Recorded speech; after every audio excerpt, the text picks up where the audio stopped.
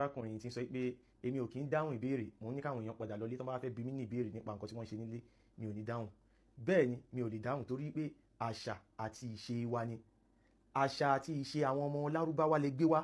Ẹ wá ní ká wá pa àṣà àti ìṣe wa tì, ká mú àṣà àti ìṣe tàwọn ọmọ Lárúbáwá. Orúkọ wa ká pàtì ká máa jẹ́ orúkọ Lárúbáwá. Èdè wa ká pàtì ká máa sọ èdè Lárúbáwá. Ìmúra wa ká pàtì ká máa múra bíi Lárúbáwá. Ọlọ́run Olódùmarè ká pàtì ká mú àlá Lárúbáwá.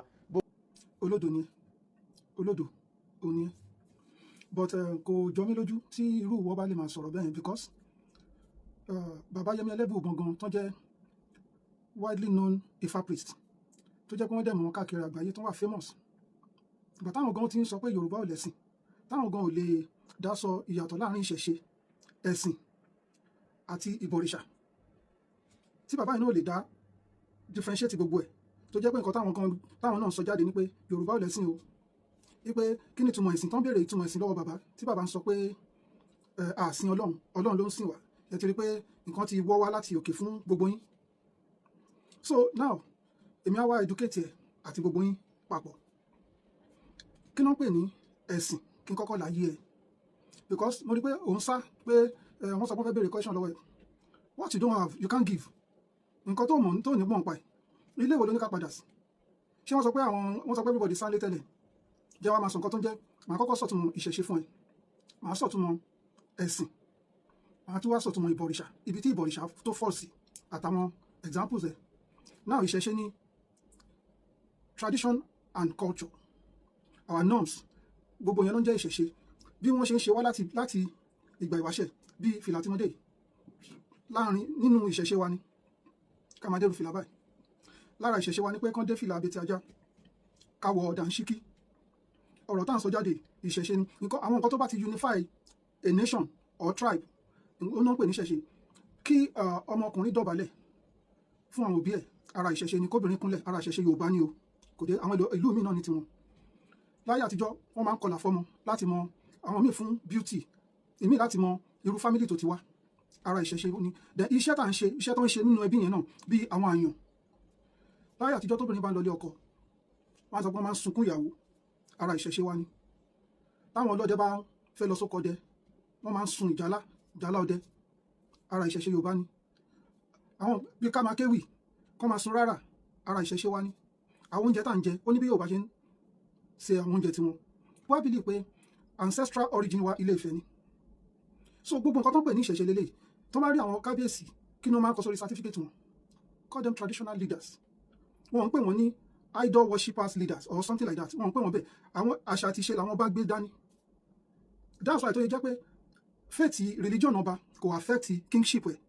Ènìyàn lè jẹ́ mùsùlùmí kó jẹ́ ọba, àṣà àti ìṣe ló jọba lé lórí, kò jọba lórí ẹ̀sìn. Kábíyèsí kan ò lè máa sọ pé dandan kẹ́ wá máa ṣe ifá. Ifá àwọn kan ló ń ṣe ifá, kì í ṣe ìṣẹ̀ṣe gbogbo Yorùbá. Ifá ò kì í ṣe nǹkan tó unify gbogbo wa, torí pé ìdílé nífá wà tó jẹ́ pé tó bá ń pè wọ́n máa sọ pé ifá kinní kan náà máa ń sorúkọ ọmọ wọn. Kí ló dé táwọn oníṣàngó ṣe máa sọ ọmọ tí wọ́n ní ifá? Torí àwọn tó ní àwọn ọlọ́ṣun wọ́n máa sọ pé Ọ̀ṣun Fúnkẹ́. Ẹ̀sìn tí àwọn yẹn ń ṣe nìyẹn, mo yín lọ sórí ẹ̀sìn, mo kọ́ fẹ́ sọ ìṣẹ̀ṣe. So gbogbo oníṣàngó, ọlọ́ya, Ògún kinní kan tó yẹ pé àwọn eléṣù, àwọn ọmọ èṣù, gbogbo yẹn ò kì í ṣe ìṣẹ̀ṣe wa. Ìtorí ẹ̀ ló ṣe jẹ́ pé wọ́n ṣe ní family ọ̀tọ̀ọ̀tọ̀, nǹkan tó ń sìn nídìílé tiwọn nìyẹn. So tó bá máa bèrè wọ́n sọ pé òòṣà agbolé àwọn. So òòṣà agbolé yín ni, kì í ṣe òòṣà gbogbo Yorùbá, kì í ṣe òòṣà gbogbo ayé. Supreme being ni òòṣà gbogbo ayé.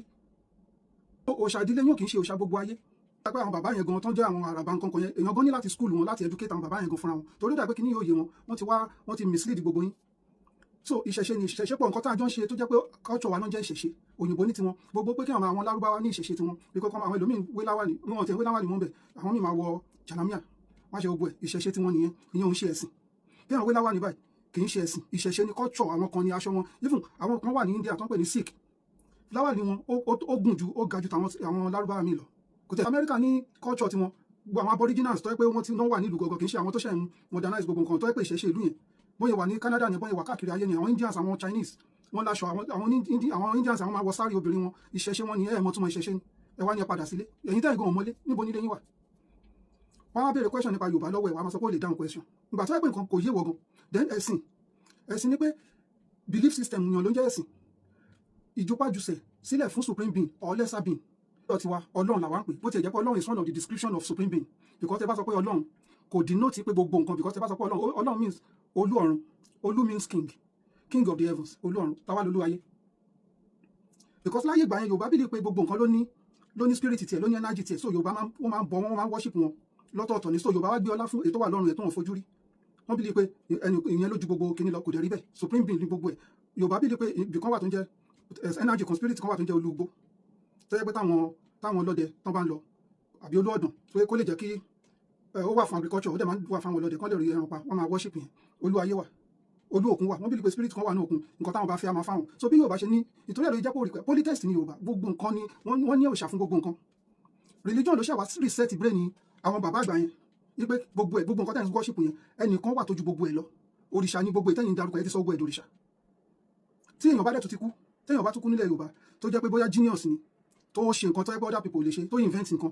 wọ́n máa sọ di nǹkan wọ́n máa bọ́ but ìyẹn dé later ni but níbẹ̀rẹ̀ yorùbá ń bèèrè pé tó bá ti wò pé even go energy nu afẹ́fẹ́ wọ́n bèèrè pé energy kan wà nu afẹ́fẹ́ tó máa worship ẹ̀sìn nìyẹn so ẹ̀yin ibi tí mo wá ń lọ ni pé ẹ̀yin tẹ́ ń lọ sọ́dọ̀ ọ̀ṣun tẹ́ lọ ń béèrè ọmọ lọ́wọ́ ọ̀ṣun ṣé ọlọ́run lẹ́ ń béèrè ọmọ lọ́wọ́ ẹ̀ tó bá jẹ́ pé ọlọ́run lẹ́ ń béèrè ọmọ lọ́wọ́ ẹ̀ kí ló dé tẹ́ bá ti wá bímọ tán tẹ́ máa sọ ní ọ̀ṣun fúnkẹ́ ẹ̀ ṣe sọ fún ẹ̀ ṣe sọ orúkọ ẹ̀ ní ọlọ́run fúnkẹ́ so under ẹ̀sìn nìyẹn fọ́ọ̀lù sí torí òmò tún mọ ẹ̀sìn àti ìṣẹ̀ṣe nísìnyí mo rí àwọn clips kan tọ́wọ́ tẹ́nìkan fi hàn mi tí ó fẹ́ kí àwọn èèyàn ó wá ń sọ pé àbọ̀rúbọ yìí ibi tí wàá ti mọ̀ pé olódò gbogbo yín tẹ̀ ń sọ pé wálé ẹ máa bọ̀lé ẹ máa bọ̀lé yorùbá ló ní ẹ kú ìdájí ẹ káàárọ̀ ẹ kú ìyálẹ̀ta ẹ káàsùn ẹ kú ìrọ̀lẹ́ ẹ káalẹ́ ẹ kú gbogbo ẹ̀ tọ́ bá rí ẹni tó bá ń lọ tọ́ bá rí pé ẹnìkan roko tọ́ bá rí pé àgbẹ̀ wọn ní àròkọ bọ́dún dé yorùbá ní kíkí fún gbogbo nǹkan tọ́ àwọn aláwo àwọn yẹn máa kíra wọn pé àbọ̀rúbọ yìí tọ́ tí bá rí hairdresser òyà ayá ló máa ń lò nígbà yẹn bìkọ́ sọ máa ń lo kíní òyà yẹn láti máa kò tí ì sí pé wọ́n àtàchì irun gbà yẹn wọ́n máa wí fún un a máa kórun yorùbá ní kíkí fún gbogbo nǹkan tó ẹgbẹ́ irú ilé yẹn lẹ́ ń pè wá fún sìn